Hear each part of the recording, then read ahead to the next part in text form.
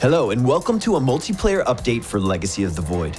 In this video, we will be discussing both new additions and changes coming to the Terran race with the final installment of the StarCraft II trilogy. First up, let me introduce you to the Herc. This barracks unit is anxious for a head-on fight. The Herc comes equipped with the ability to grapple onto targets at range and get up close and personal. Able to one-shot banelings while dishing out small radius splash damage, the Herc is particularly adept against the Zergling baneling composition. Keep in mind, though, that the Herc is unable to attack air and will have difficulty against larger Zerg ground units. Against Protoss, Hercs are particularly strong due to their high health and light armor. Nothing makes them happier than to jump in and break up a Protoss army. But it only takes a few well-placed zealots to deal with the Herc squad, so prepare yourself to counter appropriately. Up next, meet the Cyclone. This gal has a one-track mind, able to focus down units at range by targeting opponents one at a time, locking onto them, and dealing damage on the move.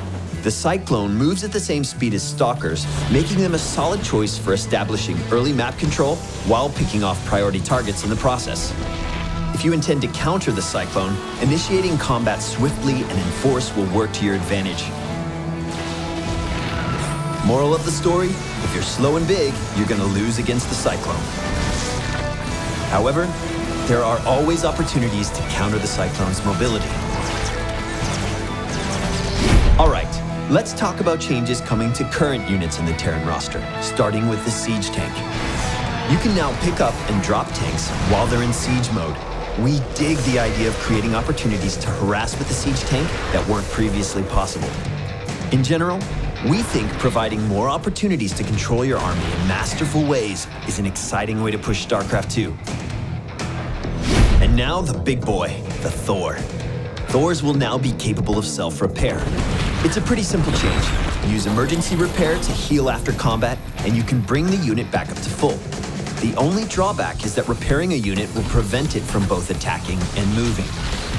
There is a whole world of creative combat options when Thors travel in groups and rotate opportunities to repair. Banshees are another unit getting some attention with Legacy. We're interested in providing more opportunities to micro-Banshees against ground units. So, we're implementing a speed upgrade available once you've built a fusion core. After acquiring the speed upgrade, Banshees will be capable of outrunning mobile detection units, even an upgraded Overseer or Observer. This makes the Banshee much better at surviving counter pressure that can come against harassment attempts. Alright, last but not least, let's talk battlecruisers.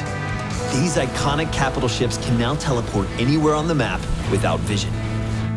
Keep in mind, though, that using this ability will cost a lot of energy, so choosing when and where to move is incredibly important. Clearly, there are opportunities where this call makes great sense, and when help is needed, you can get there almost instantly.